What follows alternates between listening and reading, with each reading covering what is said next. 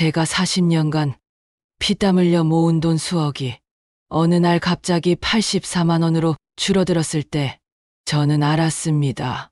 나를 지은 사람은 가족이었다는 것을요. 이건 그저 돈 이야기가 아닙니다. 한 여자가 평생 일군 삶이 어떻게 사라지는지에 대한 이야기예요. 제 평생 모은 돈을 단 한 번의 서명으로 잃었습니다. 그 서명을 받아간 사람은 다름 아닌 며느리였죠. 제가 며느리에게 어떻게 복수했는지 궁금하시다면 구독 및 좋아요 눌러주시고 제 이야기를 한번 들어주세요. 제 이름은 김순옥, 올해 67입니다. 사람들은 저를 보면 흔히 말하죠.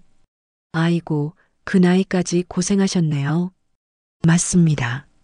저는 평생을 일했어요. 23세 시집와서 25세 작은 식당을 시작했습니다. 남편은 일찍 세상을 떠났고 저는 혼자 아들 하나를 키웠어요. 새벽 4시에 일어나 육수를 끓이고 밤 11시에 설거지를 마치는 삶이었습니다. 손님들이 사장님, 된장찌개 맛있어요 라고 말할 때마다 저는 힘을 냈어요. 그렇게 40년을 일했습니다. 돌이켜보면 제 인생은 일과 희생의 연속이었어요. 23세 결혼했을 때만 해도 저는 평범한 신부였습니다. 시댁은 넉넉하지 않았지만 남편은 성실한 사람이었어요. 공장에서 일했죠. 월급은 많지 않았지만 우리는 행복했어요.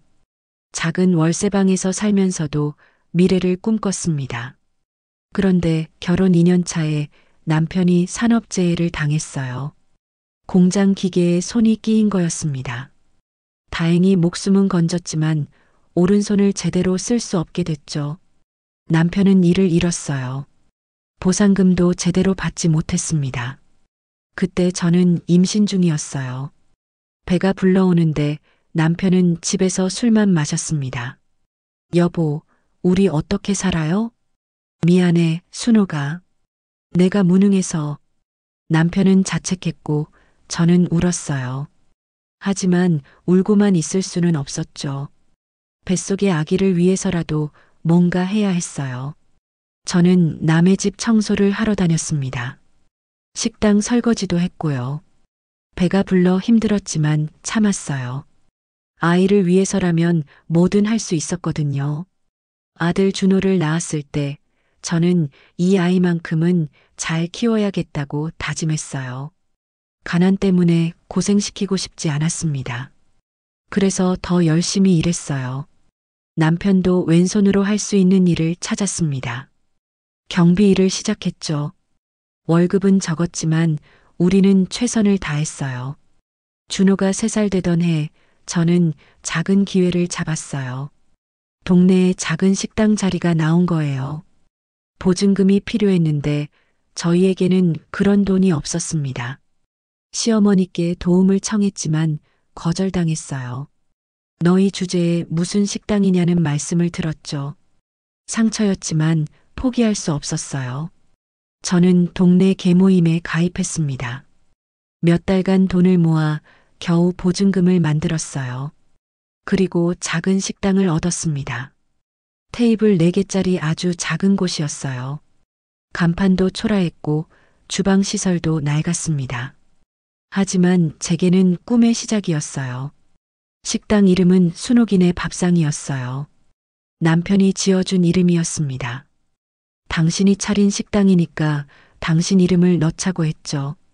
그 말이 참 고마웠어요. 저도 제 이름으로 뭔가를 할 수 있다는 게 신기했습니다. 처음에는 손님이 별로 없었어요. 하루 종일 가게를 열어도 서너 명 오면 다행이었죠.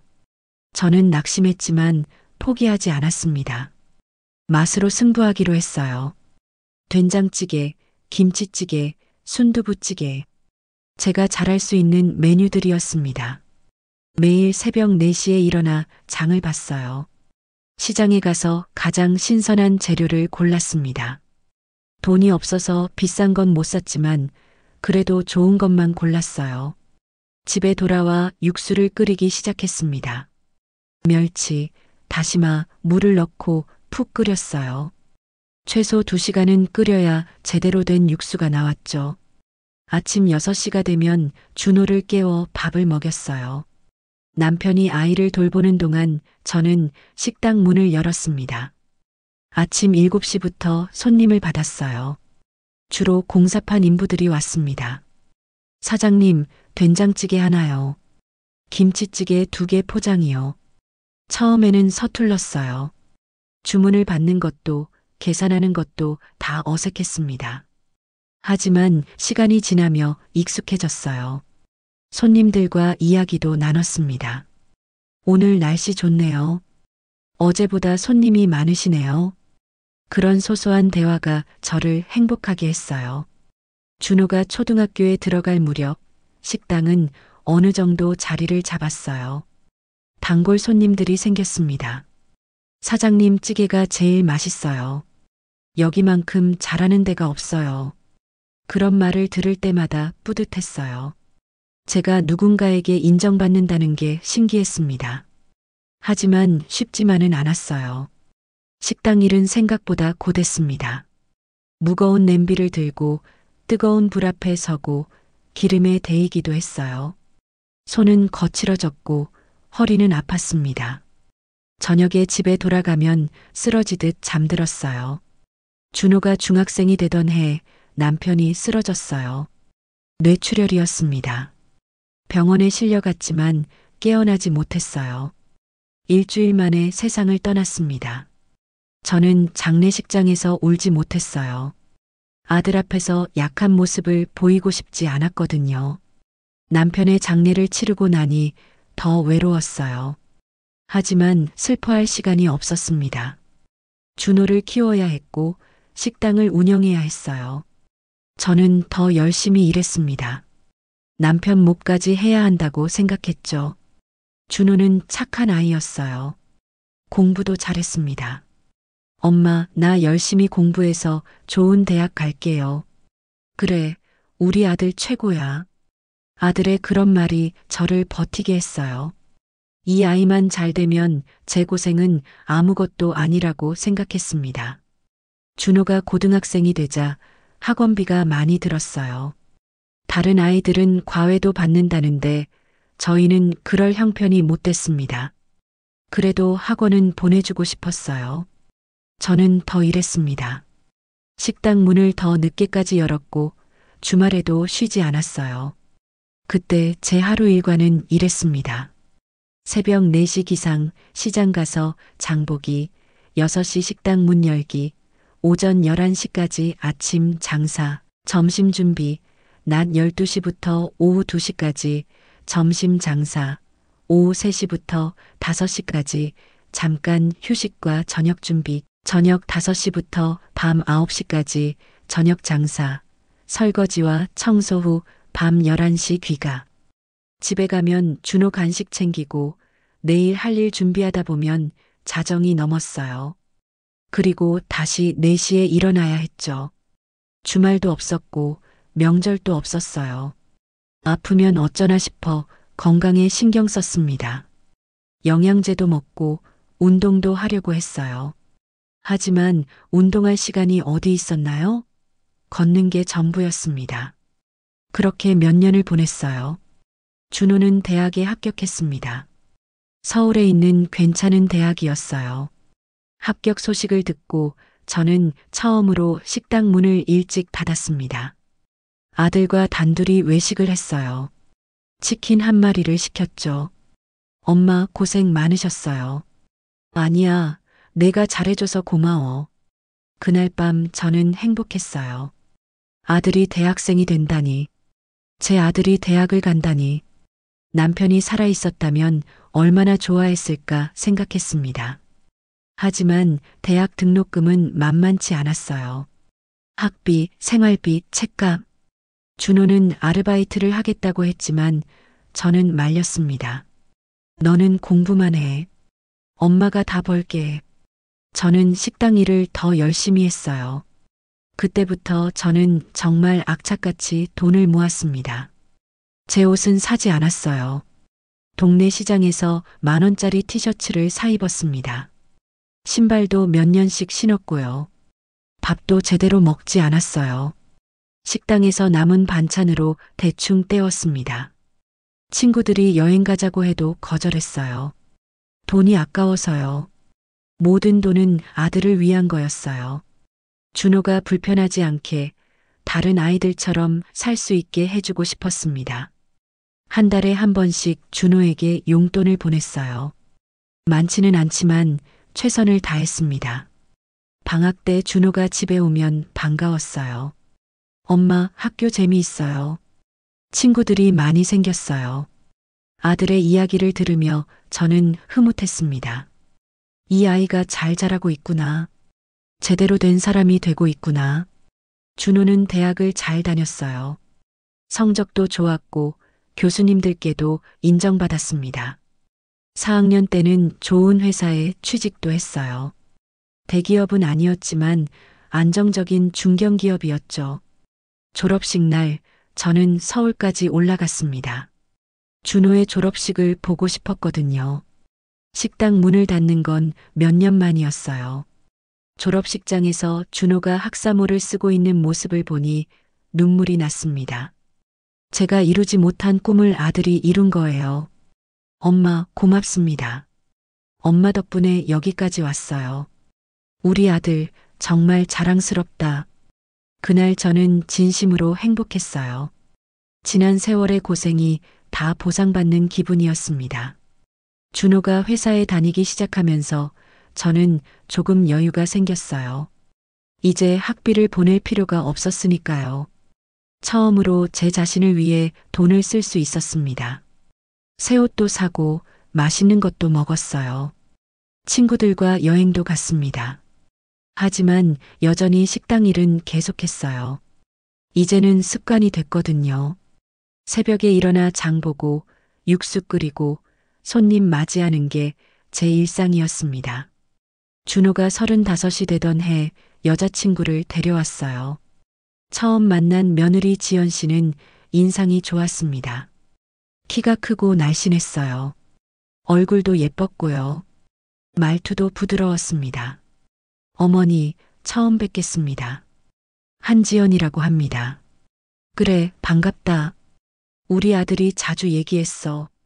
지연 씨는 회사에서 일하는 커리어 우먼이었어요. 대학도 좋은 곳을 나왔고 영어도 잘한다고 했습니다. 저는 약간 주눅이 들었어요. 이렇게 훌륭한 여자가 우리 아들을 좋아해 주다니. 어머니, 준호 오빠 정말 좋은 사람이에요. 제가 잘 모시겠습니다. 고맙구나. 우리 아들 잘 부탁해. 그날 저는 지연 씨를 위해 정성껏 음식을 차렸어요. 갈비찜, 잡채, 전, 나물. 제가 할 수 있는 최고의 음식들이었습니다. 지연 씨는 맛있게 먹었어요. 어머니, 요리 정말 잘하시네요. 식당 하셨다면서요? 응, 작은 식당이지만 40년 가까이 했어. 대단하세요. 혼자서 아들까지 키우시고. 지연 씨의 칭찬이 기분 좋았어요. 이 며느리라면 괜찮겠다는 생각이 들었습니다. 몇 달 뒤 준호가 청혼했고 지연 씨가 승낙했어요. 결혼 준비가 시작됐습니다. 저는 아들의 결혼식 비용을 대주고 싶었어요. 그동안 모아둔 돈이 있었거든요. 준호야, 결혼식 비용은 엄마가 낼게. 엄마, 괜찮아요. 제가 할 수 있어요. 아니야, 엄마가 하고 싶어. 내 결혼식인데 엄마가 도와줘야지. 결국 저는 결혼식 비용의 절반을 냈어요. 몇 천만 원이 들었지만 아깝지 않았습니다. 아들의 인생에서 가장 중요한 날이었으니까요.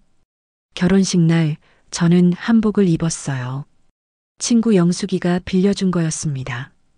순호가 오늘만큼은 예뻐야지. 거울을 보니 낯설었어요. 평소에 화장을 안 하는데 그날은 화장도 했거든요. 식장에서 준호가 지연 씨와 함께 입장하는 모습을 보니 뭉클했어요. 우리 아들이 저렇게 컸구나. 이제 가정을 꾸리는구나. 남편이 살아있었다면 얼마나 좋아했을까 생각하며 눈물을 흘렸습니다. 식이 끝나고 하객들이 인사를 건넸어요. 아드님 잘 키우셨어요. 혼자 고생 많으셨죠. 그런 말들이 위로가 됐습니다. 신혼여행을 다녀온 준호 부부는 작은 아파트에 신혼집을 차렸어요. 제가 전세금을 보탰습니다. 엄마, 괜찮아요. 저희가 할게요. 아니야, 이것도 엄마가 주고 싶어. 저는 기꺼이 도와줬어요. 제 돈으로 아들을 돕는 게 행복했거든요. 지연 씨는 좋은 며느리였어요. 자주 전화했고 명절에는 꼭 찾아왔습니다. 어머니, 건강하세요? 응, 잘 지내. 너희는? 저희도 잘 지내요. 결혼 1년 후 손녀가 태어났어요.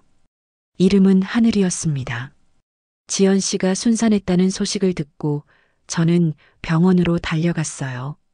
신생아실에서 작은 아기를 봤을 때 가슴이 벅찼습니다. 우리 하늘이 할머니가 왔단다. 아기는 자고 있었어요. 작은 손, 작은 발. 모든 게 사랑스러웠습니다. 준호가 아기였을 때가 떠올랐어요. 저도 저렇게 작은 아기를 키웠었죠. 지연 씨는 출산 후 조리원에 갔어요. 저는 매일 조리원을 찾아가 손녀를 봤습니다. 어머니, 매일 오시느라 힘드시죠? 아니야, 하늘이 보는 게 좋아서. 정말이었어요.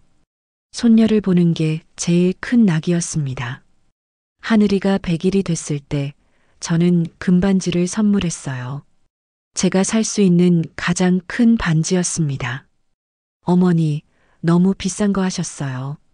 아니야, 우리 하늘이 첫 번째 금이잖아. 하늘이는 무럭무럭 자랐어요. 돌이 지나고 두 돌이 지나고 아이가 자라는 모습을 보는 게 행복했습니다. 가끔 하늘이를 봐주러 준호네 집에 갔어요. 할머니, 하늘이가 달려와 안기면 세상을 다 가진 기분이었습니다. 지연 씨도 저를 잘 대해줬어요. 어머니, 이거 드시라고 샀어요. 과일이나 건강식품을 자주 사다 줬습니다. 어머니, 병원 가실 때 말씀하세요. 제가 모셔다 드릴게요. 아플 때도 챙겨줬어요. 저는 점점 지연 씨를 신뢰하게 됐습니다. 이 사람은 진심으로 우리 가족을 생각하는구나. 좋은 며느리를 만났구나. 그렇게 믿었어요. 시간이 흘러 저는 65이 됐습니다. 몸이 예전 같지 않았어요. 아침에 일어나면 허리가 아팠고 무릎도 시큰거렸습니다. 오래 서 있기가 힘들었어요. 식당 일이 점점 버거워졌습니다. 어느 날 무릎이 너무 아파서 병원에 갔어요. 의사 선생님은 퇴행성 관절염이라고 했습니다. 많이 쓰셨네요. 이제 좀 쉬셔야 할 것 같은데요. 그래도 일은 해야 하는데 무리하시면 나중에 걷기도 힘들어질 수 있어요. 그날 저는 심각하게 고민했어요. 이제 그만 쉬어야 하나? 40년을 일했으니 충분하지 않나? 손녀도 보고 싶고 여행도 가고 싶었습니다. 준호에게 전화했어요. 준호야, 엄마가 식당 정리하려고 해. 엄마, 왜요? 무슨 일 있어요? 아니, 이제 나이도 있고 몸도 안 좋아서 좀 쉬고 싶어. 준호는 찬성했어요. 엄마, 이제 쉬셔야죠. 평생 고생하셨는데. 지연 씨도 전화로 말했습니다. 어머니, 잘 생각하셨어요. 이제 편히 쉬세요. 저는 식당을 정리하기로 했어요. 건물주에게 말했더니 다른 사람이 인수하고 싶다고 했습니다. 웃돈을 얹어준다고 했어요. 저는 흥정했고 적당한 가격에 합의했습니다. 식당을 정리하던 날은 감회가 남달랐어요. 40년을 일한 곳이었습니다. 주방 구석구석 테이블 하나하나에 추억이 담겨 있었어요. 단골 손님들이 찾아와 아쉬워했습니다. 사장님, 어디 가세요?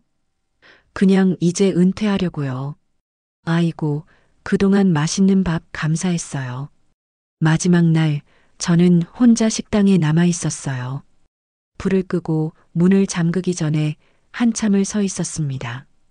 여기서 울고 웃고 살았구나. 이제 안녕이구나. 집으로 돌아오는 길에 눈물이 났어요. 슬픔이라기보다는 해방감 같은 거였습니다. 이제 자유로워진 거죠. 식당을 판 돈은 통장에 입금됐어요. 정확한 액수는 2억 3천만 원이었습니다. 제 평생 재산이었어요. 저는 통장을 보며 뿌듯했습니다. 혼자서 이만큼 모았구나. 그 돈으로 뭘 할까 생각했어요. 작은 집을 하나 살까? 아니면 여행을 갈까? 손녀 하늘이 학자금도 모아두고 싶었고요. 여러 가지 계획을 세웠습니다. 며칠 뒤 지연 씨가 찾아왔어요. 어머니, 이제 편히 쉬시네요. 그래, 몸이 많이 편해졌어.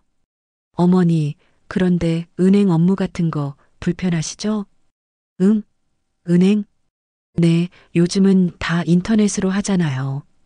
어머니 혼자 하시기 힘드실 것 같아서요. 저는 고개를 끄덕였어요. 맞는 말이었습니다. 저는 컴퓨터를 잘 못 다뤘어요. 은행 업무도 창구에 가서 직접 했습니다. ATM 기계도 어려웠고요. 제가 어머니 통장 좀 정리해 드릴까요? 이자 좋은 데로 옮겨드리고 세금도 절약할 수 있게요. 그래, 그럼 좋지. 어머니, 통장이랑 도장 좀 주세요. 제가 은행 가서 정리해 드릴게요. 저는 망설임 없이 통장과 도장을 꺼내줬어요. 며느리를 믿었거든요. 가족인데 뭐가 문제겠어요? 고맙다, 지연아. 내가 이렇게 챙겨줘서. 어머니, 제가 당연히 해야죠. 걱정 마세요.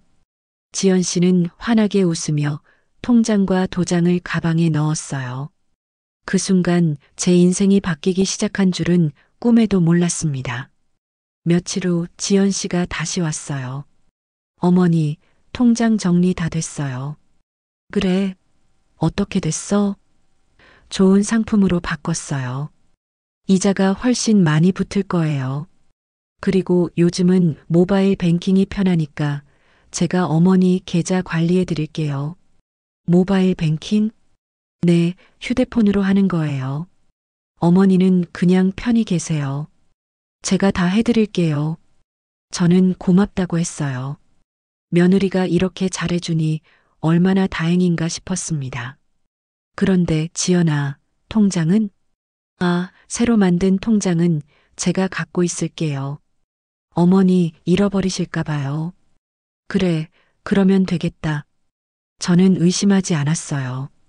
며느리 말이 맞다고 생각했습니다. 제가 통장을 잃어버릴 수도 있으니까요. 그 후 몇 달은 평화로웠어요. 저는 처음으로 여유로운 생활을 했습니다.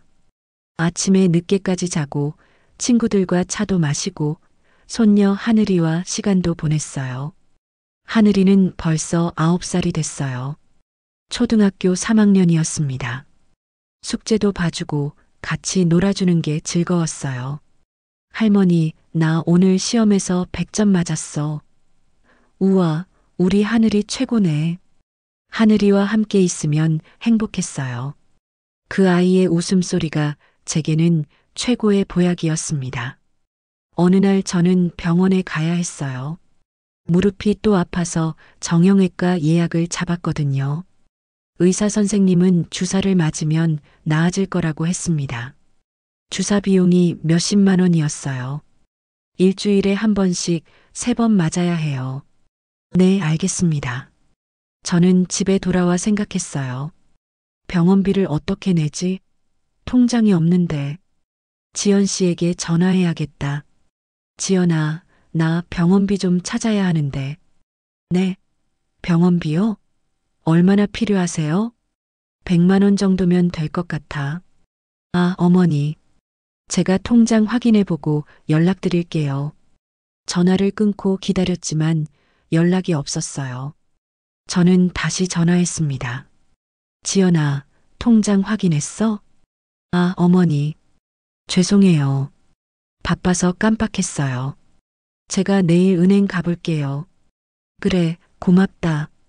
다음 날도 연락이 없었어요. 저는 조금 답답했습니다. 병원 예약 날짜가 다가오는데 말이에요. 결국 제가 먼저 전화했어요. 지연아, 미안한데 오늘 통장 좀 가져다 줄 수 있니? 어머니, 제가 지금 출장 중이에요. 다음 주에 돌아가면. 다음 주? 나 병원 예약이 이번 주인데. 그럼 제가 어머니 계좌로 100만 원 이체해 드릴게요. 그래. 그럼 고맙겠다. 전화를 끊고 기다렸지만 입금 문자가 오지 않았어요. 저는 불안해지기 시작했습니다. 뭔가 이상한데? 다음 날 저는 직접 은행에 가기로 했어요. 신분증을 들고 은행 창구에 섰습니다. 제 통장 잔액 좀 확인하고 싶은데요. 네, 신분증 주세요. 직원이 컴퓨터를 두드렸어요. 그리고 이상한 표정을 지었습니다. 고객님 명의 통장은 해지됐는데요. 네, 해지요? 저는 귀를 의심했어요. 해지라니? 제가 언제 해지했다는 거죠? 언제 해지됐나요? 석 달 전 3월 15일에 해지 처리됐습니다. 3월 15일. 저는 그날을 떠올려 봤어요. 그날 지연 씨가 저를 데리러 왔었죠. 어머니, 보험 서류 정리해야 해요. 같이 가요. 우리는 함께 나갔어요. 지연 씨가 이곳저곳을 다녔는데 은행에도 잠깐 들렀던 것 같아요. 어머니, 여기 잠깐 앉아 계세요. 제가 볼일 보고 올게요. 저는 로비 의자에 앉아 기다렸어요. 한참 후 지연 씨가 나왔습니다. 어머니, 이거 보험 서류인데 여기 도장만 찍어주세요. 저는 서류를 자세히 보지 않았어요. 글씨가 작아서 잘 안 보였거든요. 보험 서류구나 생각하고 도장을 찍었습니다. 그게 통장 해지 서류였던 거예요. 은행 직원이 말했습니다. 고객님, 여기 보시면 고객님이 직접 서명하시고 도장도 찍으셨어요. 보호자분이 한지연 고객님이시죠? 며느리입니다. 네, 그분과 함께 오셔서 통장 해지하시고 전액을 한지연 고객님 계좌로 이체하셨습니다. 전액요? 얼마나요? 2억 3천만 원입니다. 저는 그 자리에서 숨이 막혔어요. 2억 3천 제가 40년 동안 모은 돈이 전부 며느리 계좌로 갔다고요? 그럼 제 돈은 지금 어디에 있나요? 한지연 고객님 계좌에 있습니다. 제 명의 계좌는 없고요? 네, 해지하셔서 없습니다. 저는 어지러웠어요. 벽을 붙잡지 않았으면 쓰러질 뻔했습니다. 혹시 다른 계좌는 없나요? 적금이나. 직원이 다시 확인했어요. 아니요, 고객님 명의로는 아무것도 없으세요. 저는 은행을 나왔습니다. 다리에 힘이 없었어요. 버스 정류장까지 걸어가는데 비틀거렸습니다. 사람들이 저를 쳐다봤지만 신경 쓸 겨를이 없었어요. 버스에 앉아서도 멍했어요. 창밖을 보는데 아무것도 보이지 않았습니다. 머릿속은 온통 혼란스러웠어요. 며느리가 제 돈을 가져갔어요. 2억 3천만 원을 전부요. 제가 모르는 사이에 제 동의 없이 제 통장을 해지하고 자기 계좌로 옮긴 거예요. 집에 도착해서 저는 소파에 주저앉았습니다. 눈물이 났어요. 억울하고 화나고 슬펐습니다. 어떻게 이럴 수가 있죠? 며느리가 어떻게 이럴 수가 있어요? 저는 휴대폰을 꺼냈어요. 지연 씨에게 전화를 걸었습니다. 손이 떨렸어요.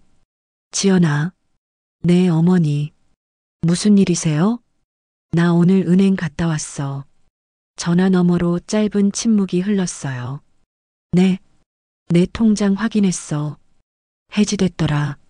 전액이 내 통장으로 갔더라. 어머니. 이게 무슨 짓이니? 제 목소리가 떨렸어요. 평생 이렇게 화를 낸 적이 없었는데 참을 수가 없었습니다. 어머니, 오해예요. 제가 설명할게요. 뭘 설명해? 내 돈 2억이 넘게 내 통장으로 간 게 오해야? 어머니, 그건 제가 관리하려고. 관리? 내 이름으로 관리하는 게 아니라 내 이름으로 바꾼 거잖아. 어머니, 제가 지금 가서 말씀드릴게요. 오지 마. 나 지금 당장 내 돈 돌려받을 거야. 저는 전화를 끊었어요. 온몸이 떨렸습니다. 화가 나고 배신감이 들었어요. 한참을 울고 나니 조금 정신이 들었어요. 저는 생각했습니다. 어떻게 해야 하지? 경찰에 신고해야 하나? 하지만 제가 도장을 찍었어요. 그럼 제가 동의한 게 되는 거 아닌가? 저는 혼란스러웠어요. 누구에게 물어봐야 할지도 몰랐습니다. 그날 밤 잠을 이루지 못했어요. 천장을 보며 생각했습니다. 며느리가 왜 그랬을까? 돈이 필요했을까? 아니면 처음부터 계획한 일이었을까? 다음 날 아침 현관 초인종이 울렸어요. 나가보니 지연 씨였습니다. 어머니, 얘기 좀 해요. 저는 문을 열어줬어요. 지연 씨는 평소와 다름없는 모습이었습니다. 화장도 하고 깔끔한 옷을 입고 있었어요. 어머니, 앉으세요. 난 서 있을게. 빨리 설명해봐. 지연 씨는 한숨을 쉬었어요. 어머니, 제가 어머니 돈을 가져간 게 아니에요. 그냥 관리하는 거예요. 관리를 왜 내 이름으로 해? 어머니, 요즘 노인분들 통장 사기가 얼마나 많은지 아세요? 제가 안전하게 관리하려고 그런 거예요. 거짓말하지 마. 안전하게 관리하려면 내 이름으로 하면 되잖아. 어머니, 지연 씨, 솔직하게 말해봐. 왜 내 돈을 내 통장으로 옮긴 거야? 지연 씨는 잠시 망설이다가 말했어요. 어머니, 저희가 집을 사려고 해요. 그런데 대출이 안 나와서. 그래서 내 돈을 쓰려고. 쓰는 게 아니라 빌리는 거예요. 나중에 다 갚을게요. 저는 허탈하게 웃었어요. 빌린다고? 내 동의도 없이? 내 통장을 해지하고 내 이름으로 바꾸는 게 빌리는 거야? 어머니, 저희도 가족이잖아요. 어차피 나중에는 준호 오빠가 물려받을 돈인데. 그 말을 듣는 순간 저는 확실히 알았어요. 이 사람은 처음부터 계획한 거예요. 제 돈을 자기 돈으로 만들려고요. 나가. 어머니, 당장 나가라고. 저는 소리쳤어요. 평생 이렇게 큰 소리를 낸 적이 없었는데 참을 수가 없었습니다. 지연 씨는 놀란 표정으로 저를 봤어요. 하지만 곧 표정이 차가워졌습니다. 어머니, 너무 그러시는 거 아니에요? 저희가 얼마나 어머니를 잘 모셨는데. 잘 모셨다고? 내 돈 훔쳐가는 게 잘 모시는 거야? 훔친 게 아니에요. 제가 관리하는 거라고요. 내 이름으로 바꾼 게 관리야? 그럼 지금 당장 내 이름으로 다시 바꿔봐. 지연 씨는 대답하지 못했어요. 저는 냉정하게 말했습니다. 일주일 줄게. 일주일 안에 내 돈 다시 내 통장으로 돌려놔. 안 그러면 경찰에 신고할 거야. 어머니, 경찰에 신고하시게요? 저희가 가족인데? 가족이 이런 짓을 하나? 지연 씨는 입술을 깨물었어요. 그리고 가방을 들고 나갔습니다. 문이 쾅 닫히는 소리가 집안에 울렸어요. 혼자 남은 저는 주저앉았습니다. 온몸에 힘이 빠졌어요. 이게 현실인가 싶었습니다. 며느리가 제 돈을 가져갔고 이제 가족이 적이 된 거예요. 그날부터 저는 잠을 제대로 자지 못했어요. 밤마다 생각했습니다. 어떻게 해야 하지? 정말 경찰에 신고해야 하나? 하지만 그러면 아들과의 관계는 어떻게 되는 거지? 며칠 뒤 아들 준호에게서 전화가 왔어요. 엄마, 지연이한테 들었어요. 그래, 들었구나. 엄마, 오해해요. 지연이가 나쁜 마음으로 한 게 아니에요. 그럼 뭐야? 좋은 마음으로 남의 돈을 자기 이름으로 바꿔? 엄마, 저희가 집을 사야 하는데 너희 집 살 돈이 없으면 대출을 받든지 해. 왜 남의 돈을 몰래 가져가? 남의 돈이요? 엄마 돈도 결국 우리 가족 돈이잖아요. 그 말을 듣고 저는 충격을 받았어요. 아들도 같은 생각이었던 거예요. 준호야, 그게 무슨 소리니? 엄마, 나중에 어차피 제가 물려받을 돈인데 지금 좀 쓰면 안 돼요? 안 돼. 그건 내 돈이야. 내가 40년 일해서 모은 거라고. 엄마도 너무 하시는 거 아니에요? 저희 형편이 어려운 거 아시잖아요. 형편이 어려우면 나한테 말을 하지. 왜 몰래 가져가? 말씀드리면 주실 거였어요? 저는 할 말을 잃었어요. 사실 주지 않았을 거예요. 2억이 넘는 돈을 선뜻 줄 수는 없으니까요. 준호야, 너도 내 아내가 한 짓이 잘못됐다는 거 알지? 엄마, 지연이 잘못한 건 인정해요. 하지만 엄마도 좀 이해해 주세요. 저희도 살기 힘들어요. 나도 살기 힘들어. 그 돈으로 병원비도 내고 여행도 가고 싶었어. 엄마, 저희 집 사면 엄마도 같이 살 수 있어요. 난 너희랑 안 살아. 내 집에서 혼자 살 거야. 엄마, 더 이상 얘기하기 싫다. 일주일 안에 돈 돌려받을 거야. 안 그러면 법적으로 조치 취할 거야. 저는 전화를 끊었어요. 아들과 이렇게 싸운 건 처음이었습니다. 가슴이 아팠어요. 그날 밤 저는 오랜만에 술을 마셨어요. 소주 한 병을 사서 혼자 마셨습니다. 취하고 싶었어요. 이 현실을 잊고 싶었죠. 술을 마시며 생각했어요. 내가 뭘 잘못한 걸까? 아들을 너무 잘 키워서, 며느리를 너무 믿어서, 내 돈을 너무 쉽게 맡긴 걸까? 후회가 밀려왔어요. 그때 통장을 주지 말았어야 했어. 도장을 찍지 말았어야 했어. 하지만 이미 늦었어요. 일주일이 지났지만 며느리에게서 연락이 없었어요. 저는 다시 전화했습니다. 지연 씨, 일주일 지났어요. 돈 돌려줄 거예요? 어머니, 지금 당장은 어려워요. 시간을 좀 주세요. 얼마나 더 기다려야 해? 6개월만 기다려주세요. 6개월? 그동안 나는 어떻게 살아? 어머니, 급한 돈 있으시면 말씀하세요. 제가 드릴게요.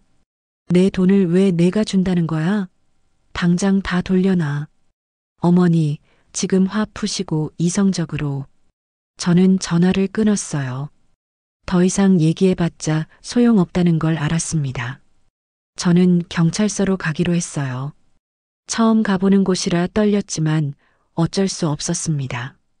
경찰서 민원실에서 저는 사건을 설명했어요. 경찰관은 진지하게 들었습니다. 어르신, 그런데 서류에 어르신 도장이 찍혀 있다면서요? 네, 하지만 저는 보험 서류인 줄 알았어요. 며느리가 속인 거예요. 증명할 수 있으세요? 그게, 저는 막막했어요. 어떻게 증명하죠? 어르신, 이건 가족 간 문제라서 복잡해요. 일단 변호사와 상담해 보시는 게 좋을 것 같은데요. 변호사요? 네, 법률 상담을 받으셔야 해요. 저는 경찰서를 나왔어요. 변호사라니. 저는 평생 변호사를 만나본 적이 없었어요. 어떻게 찾아야 할지도 몰랐습니다. 집에 돌아와 인터넷을 검색했어요. 무료 법률 상담 이런 키워드로요. 몇 군데 전화번호가 나왔고 저는 전화를 걸었습니다. 여보세요. 법률 상담 받고 싶은데요. 네, 어떤 사건이신가요? 저는 처음부터 끝까지 설명했어요. 통장을 맡긴 일, 돈이 사라진 일, 며느리 통장으로 간 일. 모두 말했습니다. 상담 변호사는 말했어요. 어르신, 이건 형사고소가 가능한 사건입니다. 사기죄나 횡령죄로 고소할 수 있어요. 정말요? 네, 하지만 증거가 중요합니다. 혹시 문자나 통화 녹음 같은 게 있으세요? 저는 생각해 봤어요. 문자. 맞아. 은행에서 문자가 왔었어요. 잠깐만요. 확인해 볼게요. 저는 휴대폰 문자함을 뒤져봤어요. 그리고 발견했습니다. 은행에서 온 이체 문자들이요. 은행 2천만 원 이체됨. 잔액 2억 300만 원. 은행 3천만 원 이체됨. 잔액 1억 7,300만 원. 은행 1,500만 원 이체됨. 잔액 1억 5,800만 원. 계속 이어지는 문자들이 있었어요. 저는 이 문자들을 본 적이 있었지만 그때는 며느리가 적금으로 옮기는 거라고 생각했었죠. 변호사님, 은행 문자가 있어요. 그거 아주 중요한 증거예요. 캡처해서 보관하세요. 저는 모든 문자를 캡처했어요. 손이 떨렸지만 조심스럽게 했습니다. 어르신, 저희 사무실로 오실 수 있으세요? 정식으로 상담해 드리겠습니다. 며칠 뒤 저는 변호사 사무실을 찾아갔어요. 젊은 여자 변호사가 저를 맞아줬습니다. 어르신, 앉으세요. 저는 다시 한번 모든 걸 설명했어요. 변호사는 진지하게 들었습니다. 어르신, 이건 명백한 사기예요. 며느리분이 보험 서류라고 속여서 통장 해지 서류에 도장을 찍게 한 거잖아요. 그럼 제가 이길 수 있어요? 증거가 있으니 가능성이 높습니다. 은행 문자, 통장 해지 기록, 이체 내역. 이런 게 다 증거가 돼요. 그럼 제 돈을 돌려받을 수 있어요? 네, 형사고소와 민사소송을 동시에 진행하면 됩니다. 저는 용기가 생겼어요. 할 수 있다. 내 돈을 되찾을 수 있다. 변호사님, 비용은 얼마나 들어요? 고소 비용이랑 소송 비용 합쳐서 몇백만 원 정도 들 거예요. 알겠습니다. 해주세요. 저는 결심했어요. 가족이든 뭐든 제 권리를 찾아야겠다고요. 그날부터 본격적인 법적 절차가 시작됐어요. 변호사는 며느리를 사기죄와 횡령죄로 고소했습니다. 경찰 조사도 받아야 했어요. 경찰서에서 조사받는 날 저는 떨렸어요. 하지만 최대한 정확하게 설명했습니다. 언제 통장을 맡겼는지, 언제 도장을 찍었는지, 며느리가 뭐라고 했는지 모든 걸 기억나는 대로 말했어요. 며느리도 조사를 받았대요. 변호사가 말해줬습니다. 며느리분이 부인하고 있어요. 어르신이 동의하셨다고 주장해요. 거짓말이에요. 저는 보험 서류인 줄 알았어요. 그걸 증명해야 해요. 당시 상황을 아는 증인이 있으면 좋은데. 증인, 누가 있을까요? 은행 직원? 맞아, 은행 직원이 봤을 거예요. 변호사님, 은행 직원이 증인이 될 수 있나요? 좋은 생각이에요. 은행에 요청해 볼게요. 변호사는 은행에 CCTV 영상과 직원 진술을 요청했어요. 며칠 후 결과가 왔습니다. 어르신, 은행 CCTV를 확인했는데요. 어르신이 로비에 앉아 계시고 며느리분이 혼자 창구에서 업무를 보는 모습이 나와요. 제가 창구에 간 적은 없어요. 네, 그게 중요한 증거예요. 며느리분이 혼자서 모든 걸 처리한 거죠. 희망이 보였어요. 저는 정말로 이길 수 있을 것 같았습니다. 하지만 그 과정이 쉽지만은 않았어요. 아들 준호에게서 항해 전화가 왔습니다. 엄마, 왜 이러세요? 지연이를 고소하시다니. 당연하지. 잘못한 사람이 벌을 받아야지. 엄마, 저희 생각은 안 하세요? 지연이가 전과자 되면 어떡해요? 그건 지연 씨가 생각했어야지. 엄마, 제발 고소 취하해 주세요. 안 돼. 엄마가 그렇게까지 하실 거예요? 준호야, 내가 엄마 편을 들어야 하는 거 아니니? 저는 제 아내를 지켜야죠. 그 말을 듣고 저는 마음이 아팠어요. 아들이 며느리 편을 드는구나. 엄마보다 아내가 더 중요한 거구나. 그래, 알았어. 내 아내 지켜. 나는 내 권리 찾을 거야. 저는 전화를 끊었어요. 눈물이 났지만 참았습니다. 울고 있을 시간이 없었어요. 며칠 뒤 손녀 하늘이가 혼자 찾아왔어요. 학교 끝나고 온 모양이었습니다. 할머니, 하늘이는 울고 있었어요. 저는 아이를 안았습니다. 왜 울어, 하늘아? 할머니, 엄마 아빠가 맨날 싸워요. 할머니 얘기하면서요. 그랬구나. 할머니, 우리 가족 왜 이래요? 예전에는 안 그랬잖아요. 저는 눈물이 났어요. 이 순수한 아이가 왜 이런 걸 겪어야 하죠? 하늘아, 미안해. 할머니가 미안해. 할머니는 잘못 없어요. 엄마가 할머니 돈 가져간 거 맞잖아요. 나 다 들었어요. 하늘이는 알고 있었어요. 엄마가 뭘 했는지요. 할머니, 엄마가 나빠요? 저는 대답하기 어려웠어요. 며느리가 잘못했지만 하늘이에게는 엄마잖아요. 하늘아, 엄마는 나쁜 사람이 아니야. 다만 잘못된 선택을 한 거지. 엄마한테 화나요. 하늘아, 엄마를 미워하지 마. 엄마도 힘들어서 그런 거야. 저는 하늘이를 달래줬어요. 아이가 상처받는 게 제일 마음 아팠습니다. 할머니, 나는 할머니랑 살고 싶어요.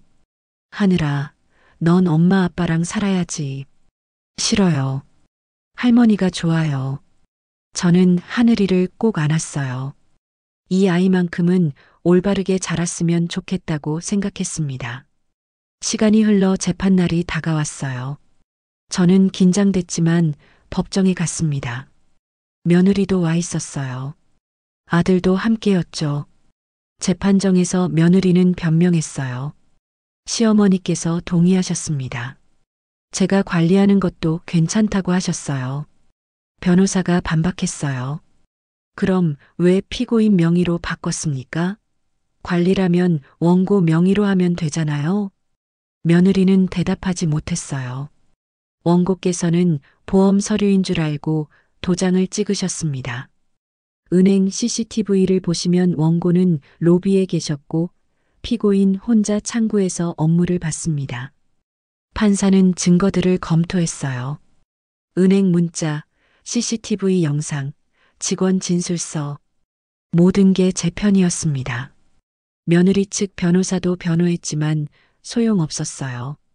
증거가 명백했으니까요. 몇 차례 재판이 이어졌어요. 그때마다 저는 법정에 갔습니다. 힘들었지만 포기하지 않았어요. 마침내 판결일이 왔어요. 판사는 판결문을 읽었습니다.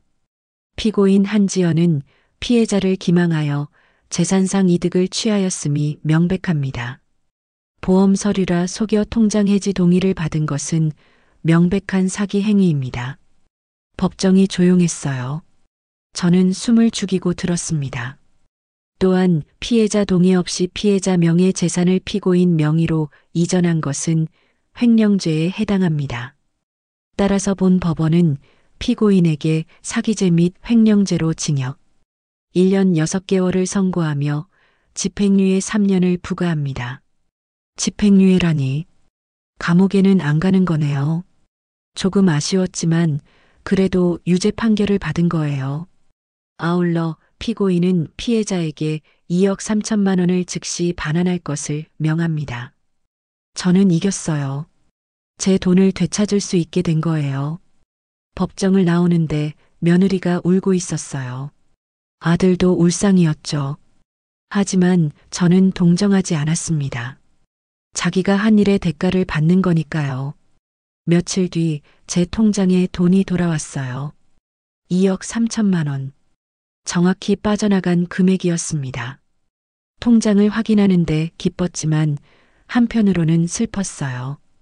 돈은 돌아왔지만 가족은 잃었으니까요.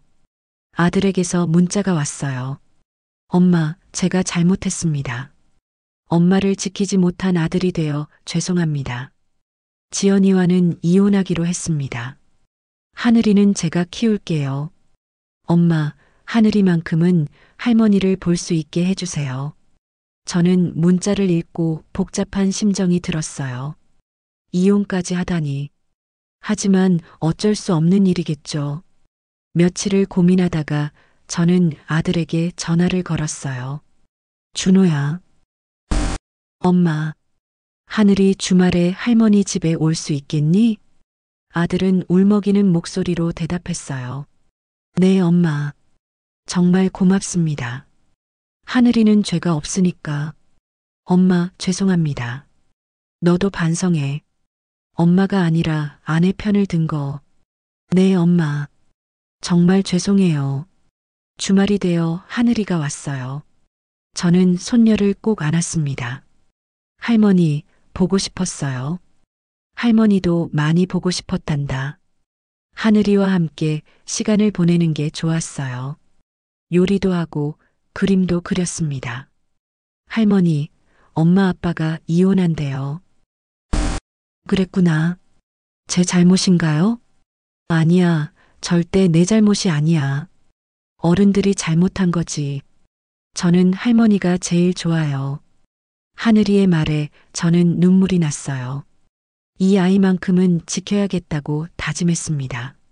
시간이 지나며 저는 새로운 삶을 시작했어요. 돈도 되찾았고 법적으로도 승리했습니다. 이제 제 인생을 살아야 했어요. 저는 작은 아파트를 하나 샀어요. 제 이름으로요. 누구와도 공유하지 않는 제 집이었습니다. 가구도 새로 샀고 커튼도 제가 좋아하는 색으로 골랐어요. 처음으로 제가 선택한 공간에서 사는 거였어요. 자유로웠습니다. 친구들과도 자주 만났어요. 여행도 갔습니다. 제주도, 부산, 강릉, 못 가본 곳들을 다녔어요. 순호가, 너 요즘 표정이 참 밝다. 그래, 나도 그런 것 같아. 정말이었어요. 저는 행복했습니다. 힘든 시간을 겪었지만 결국 이겨냈으니까요. 어느 날 저는 공방을 차리기로 했어요. 뜨개질과 바느질을 가르치는 작은 공방이었습니다. 순옥의 손끝이라는 이름을 붙였어요. 공방을 준비하는 게 즐거웠어요. 수강생들도 모집했습니다. 중년 여성들이 많이 왔어요. 선생님, 이거 어떻게 하는 거예요?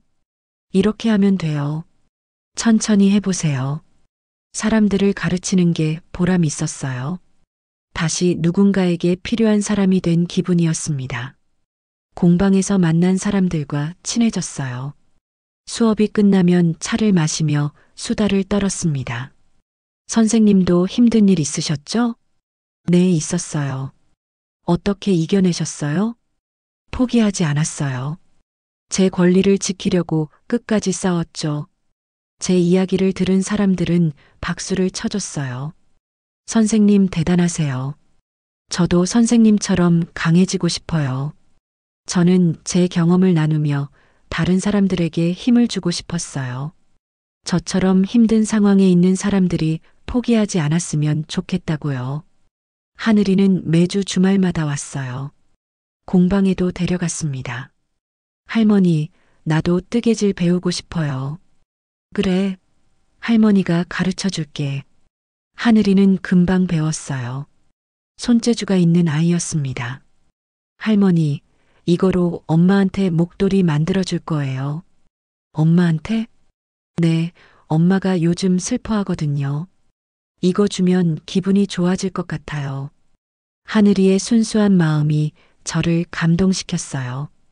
이 아이는 엄마를 미워하지 않았습니다.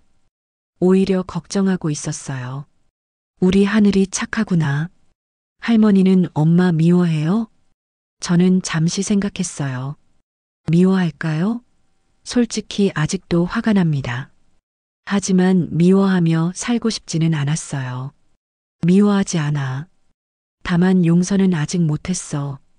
언젠가 용서할 수 있어요? 글쎄, 시간이 지나면 모르지. 하늘이는 고개를 끄덕였어요. 그리고 열심히 뜨개질을 했습니다. 며칠 뒤 하늘이가 완성한 목도리를 보여줬어요. 조금 삐뚤삐뚤했지만 정성이 느껴졌습니다. 할머니 예쁘죠? 응, 아주 예쁘다. 엄마가 좋아하시겠다. 할머니도 하나 만들어 줄게요. 정말 고맙다 하늘아. 하늘이는 제게 또 하나의 목도리를 뜨기 시작했어요. 그 모습을 보며 저는 행복했습니다. 시간이 흘러 1년이 지났어요. 이혼한 며느리는 가끔 하늘이를 보러 왔대요. 아들이 허락했다고 합니다. 엄마, 지연이가 많이 반성하고 있어요. 그래, 엄마께 사과하고 싶대요. 아직은 만나고 싶지 않아. 네, 알겠습니다. 저는 아직 며느리를 만날 준비가 안 됐어요. 언젠가는 만날 수도 있겠지만 지금은 아니었습니다. 공방은 잘 되고 있었어요. 수강생이 늘어나 반을 하나 더 만들었습니다. 저는 바빴지만 행복했어요. 어느 날 공방에 중년 여성이 찾아왔어요. 선생님, 상담 좀 하고 싶은데요. 그러세요. 그녀는 저와 비슷한 상황이었어요. 자식에게 돈을 빌려줬는데 돌려받지 못하고 있다고요. 어떻게 해야 할까요? 저는 제 경험을 들려줬어요. 통장 이야기, 재판 이야기, 모든 걸요. 선생님처럼 할 용기가 안 나요. 처음에는 다 그래요. 저도 무서웠어요. 하지만 해야 해요. 당신의 권리를 지켜야 해요. 가족인데, 가족이라고 해서 부당한 일을 참을 필요 없어요. 그녀는 눈물을 흘렸어요. 저는 그녀의 손을 잡았습니다. 힘내세요. 당신은 혼자가 아니에요. 그 후로 저는 비슷한 상황에 있는 사람들을 많이 만났어요. 모두 가족에게 배신당한 사람들이었죠. 저는 그들에게 제 이야기를 들려주고 용기를 줬습니다. 어느덧 2년이 지났어요. 하늘이는 11살이 됐습니다. 더 자랐고 더 똑똑해졌어요. 할머니, 나 중학교 가면 뭐 하고 싶은지 알아요? 뭔데? 변호사요. 할머니처럼 억울한 사람들 도와주고 싶어요. 저는 감동받았어요. 이 아이가 제게서 배운 게 있구나. 우리 하늘이 훌륭하게 자랐구나. 할머니 덕분이에요. 하늘이를 보며 저는 생각했어요. 제가 싸운 게 헛되지 않았구나. 손녀에게 올바른 가치관을 가르쳐 줄 수 있었으니까요. 아들 준호는 여전히 혼자 하늘이를 키우고 있어요. 가끔 전화로 안부를 묻습니다. 엄마, 잘 지내세요? 응, 잘 지내. 너는? 저도 잘 지내요. 하늘이도 잘 크고 있고요. 그래, 다행이다. 아들과의 관계는 예전 같지는 않지만 그래도 연락은 하고 지냅니다. 완전히 끊을 수는 없었어요. 아들이니까요. 지난 시간을 돌아보면 많은 일이 있었어요. 배신도 당하고 싸우기도 하고 눈물도 많이 흘렸습니다. 하지만 후회하지 않아요. 제 권리를 지켰으니까요. 저는 이제 69입니다. 70이 곧 눈앞이에요. 하지만 두렵지 않습니다. 오히려 기대돼요. 앞으로 어떤 일들이 기다리고 있을지요. 공방은 계속 운영할 거예요. 더 많은 사람들을 가르치고 더 많은 이야기를 나누고 싶습니다. 하늘이와의 시간도 소중히 할 거예요.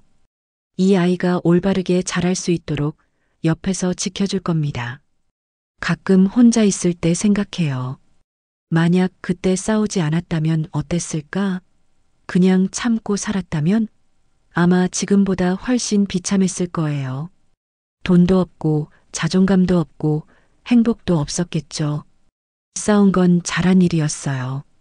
힘들었지만 올바른 선택이었습니다. 창밖을 보니 해가 지고 있어요. 노을이 아름답습니다. 저는 차를 한 잔 마시며 노을을 감상해요. 내일은 또 어떤 하루가 될까요? 공방에 새로운 수강생이 올 수도 있고 하늘이가 놀러 올 수도 있어요. 친구들과 여행을 갈 수도 있고요. 뭐가 됐든 괜찮아요. 저는 준비됐으니까요. 제 인생을 살 준비가요. 김순옥. 제 이름입니다. 평생 이 이름으로 살았고 앞으로도 이 이름으로 살 거예요. 누구에게도 빼앗기지 않을 이름이에요. 통장 이야기로 시작했지만 이건 결국 정체성에 대한 이야기였어요. 한 사람이 자기 자신으로 산다는 게 무엇인지에 대한 이야기였죠. 저는 제 정체성을 지켰어요. 김순옥으로 살았습니다. 그게 제일 중요한 거예요. 밤이 깊어가네요. 내일도 일찍 일어나야 하니 이제 자야겠어요. 침대에 누우며 마지막으로 생각합니다. 오늘도 좋은 하루였어. 내일은 더 좋은 하루가 될 거야. 눈을 감습니다. 편안합니다. 제 침대에서, 제 집에서 제 인생을 살고 있으니까요. 잘 자요, 세상. 내일 또 만나요. 그리고 저와 같은 상황에 있는 모든 분들께 말하고 싶어요. 포기하지 마세요. 당신의 권리를 지키세요. 당신은 소중한 사람이에요. 당신의 이름으로 사세요. 당당하게요. 좋은 밤 되세요.